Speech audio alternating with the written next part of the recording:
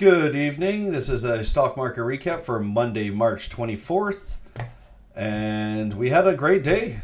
And we are negating our bear flags now. And we are seeing definitive follow through now. So that is a great look. We kind of had a bit of an equilibrium going on here. And now we've definitively followed through. So, yeah. We are now increasing our likelihood that this could have been a bottom. Could have been the bottom.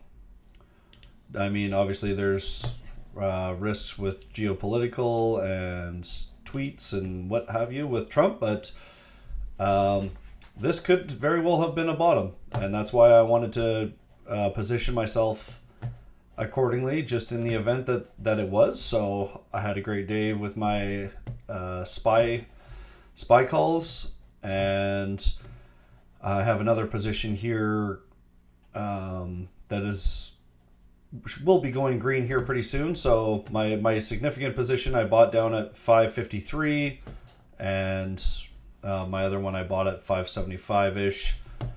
And yeah, so that's pretty much all my holdings at the moment. It's just the S&P, and now I'm going to start looking elsewhere to play the names that are making new all-time highs. That being said, there was 41 names made new all-time highs, but the notable ones were WMB and ICE. So those two I added to my top watch lists for 1 hour and 4 hour oversolds. I'm interested in those names. So that's you want to be playing the names that are pulling up the market, that are lifting us up, because those are the ones that are going to be going on these big bull runs, and then we'll look back and be like, well, they kind of just ran away without you. So that's where you want to keep your interest, playing the names that are making new all-time highs. There's less resistance on them. They're the ones that get bought up first. All right. So the S&P, big gap up day.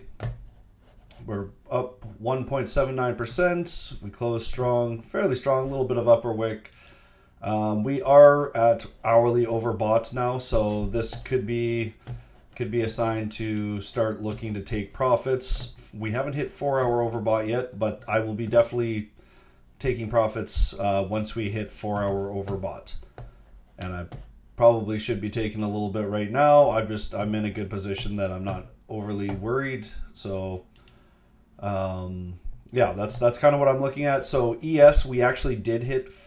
So S&P futures, we did hit 4 hour overbought, but we also had a contract switch up, so that kind of played an effect in how overbought we were on this, because it just gapped up and didn't affect the actual price of it. Just it lifted our RSI artificially, essentially.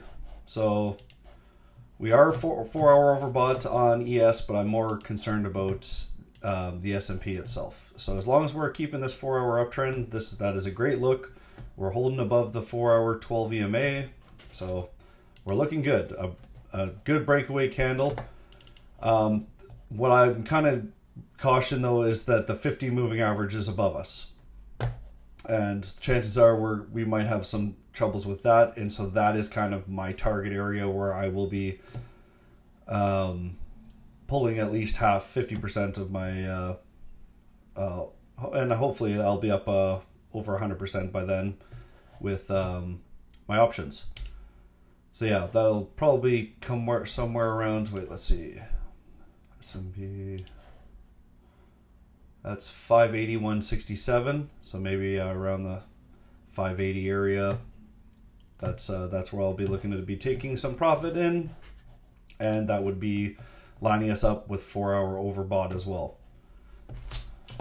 The Nasdaq, pretty strong day, up 2%. The semiconductors definitely helped that out. Big gap up and hold, so that's awesome. We're looking like we may have definitely put a bottom in, but obviously we want to see more continuation, so that increases the odds that we see a weekly higher low on the way back down. So now we're on the S&P. We've broken 2 candles to the upside, So that's a great look. And if we hold this gap up, that is a sign of extra strength that we could easily V-shape right to our previous, or maybe not V-shape all the way up, but that is quite a move. But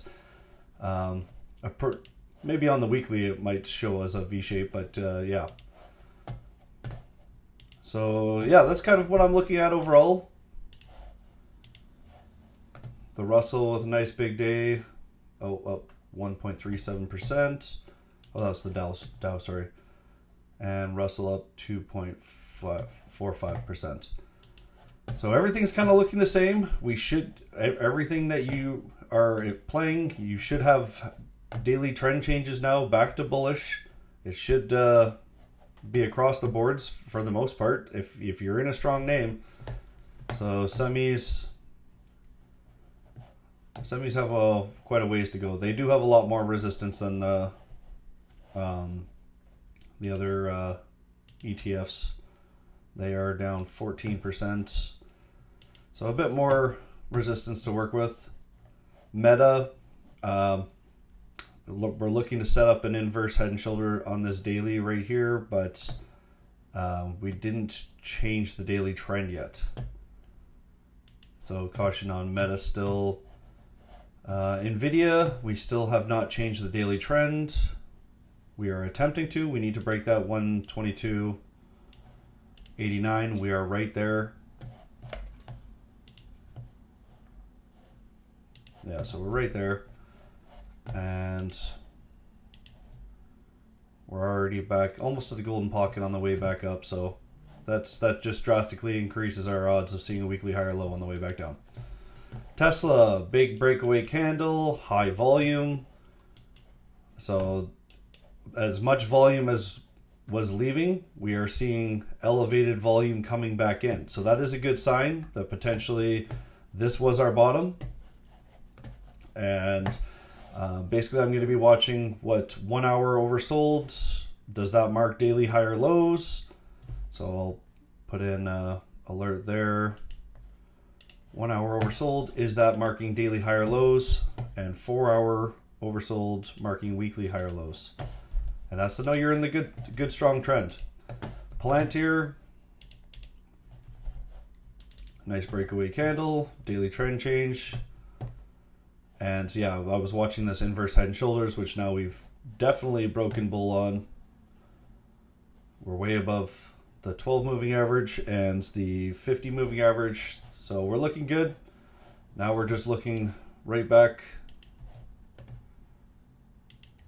Actually, no, we have a previous resistance here.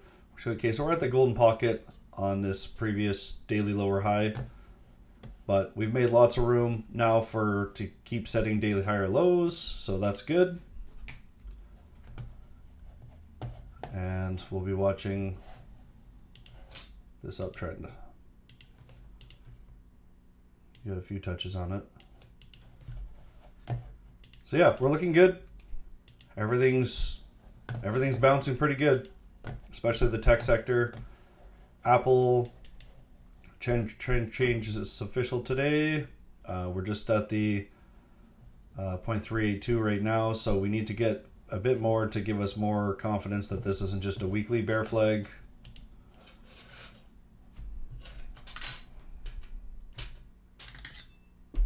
Sorry. IBM.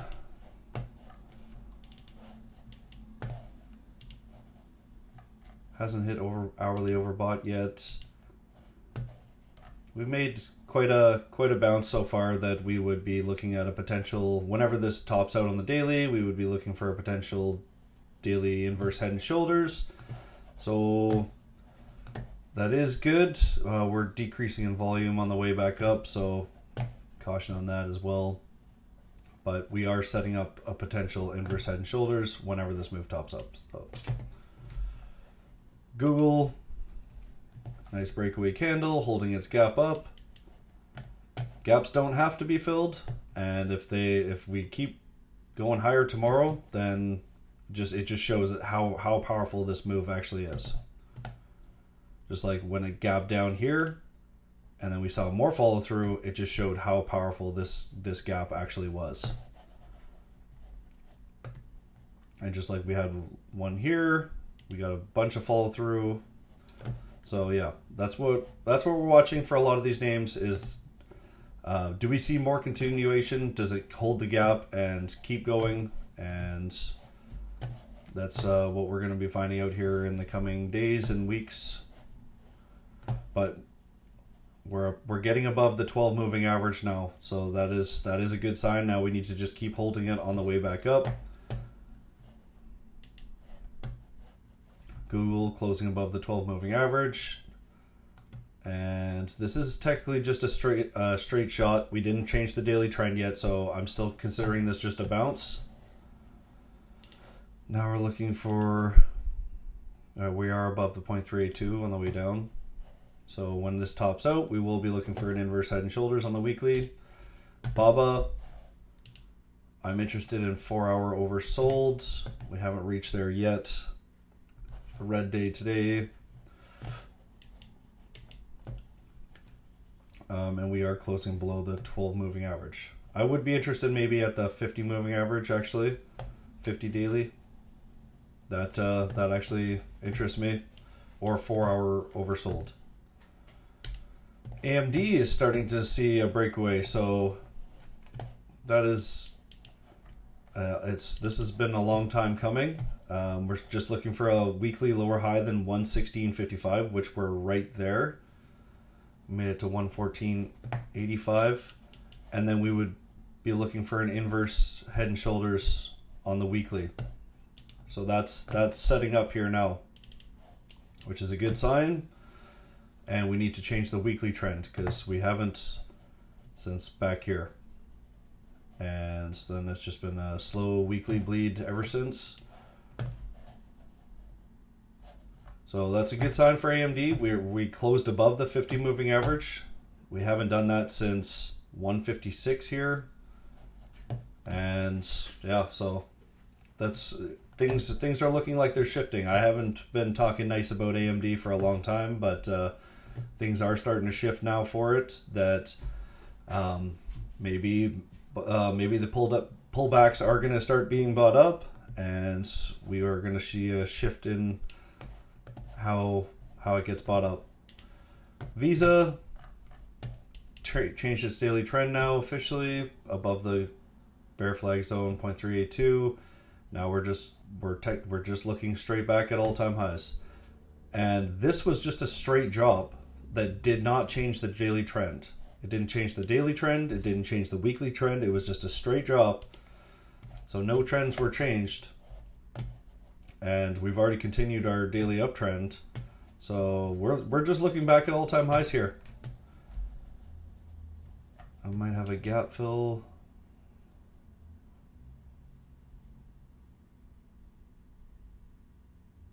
Yeah, a little gap there.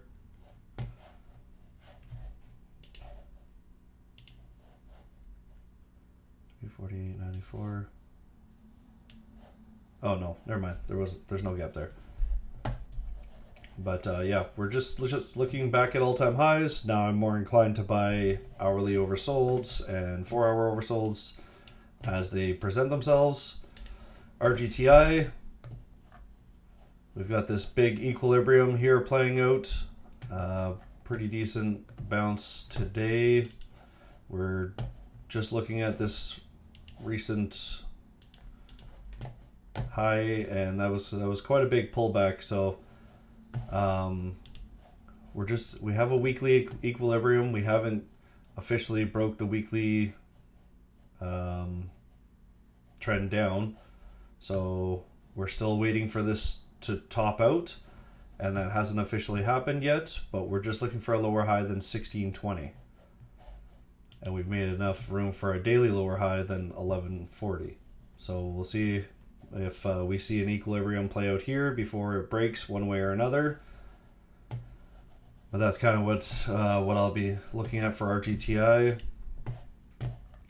Microsoft daily trend change confirmed. Not an overall as good of a close. We sold off right from the open. We did wick off the 12 moving average and closed above it though, so that is good. And we just need to make more room so we can set a higher low on the way back down. And we're looking at a lower high than 402.15, and that would give us a weekly inverse head and shoulders. But we've made enough room now that we would be looking for a right shoulder as whenever this tops out. SMCI, we're just a bear flag still from the most recent high, and we haven't changed I wouldn't say we've changed the daily trend yet, and we're just kind of tightening up. So volatility is coming to SMCI here soon, whichever way that breaks. But yeah, we're just in an equilibrium at this time. Crowd, change the daily trends, and we're just looking for a lower high than 406.53 on the weekly. And then we'll see if this actually more of a 2-day, it's more of a 2-day inverse head and shoulders, and then we'll be looking at that. Spotify, just looking for a lower high than 626.56, and then we have the all-time high after that. So looking pretty good. And then yeah, we would be looking at a weekly inverse head and shoulders on that as well. So we're looking pretty good across the boards. It's very possible that that was the bottom, and that's why I wanted to be ready for any scenario. Yeah, so that's what I'm looking at this time, and I am interested in buying pullbacks on these names that are making all-time highs at this time. And yeah, so we will see what tomorrow brings. We are starting to get extended, like I said, on the 1 hour time frames, and the 4 hour is getting close, so I wouldn't be surprised to start seeing consolidation early tomorrow morning or early tomorrow. But we'll see if that dip gets, if that is the case, that dip gets bought up, and we keep holding the 4 hour and 1 hour 12 EMA on the way up, because as long as we're in an hourly uptrend, everything is good. Okay, so I will see you tomorrow, and yeah, hopefully we see more follow through, because this is the more follow through we get, the more confidence I have that was the bottom, and we're just gonna head back up to the highs. Okay, take care. Bye.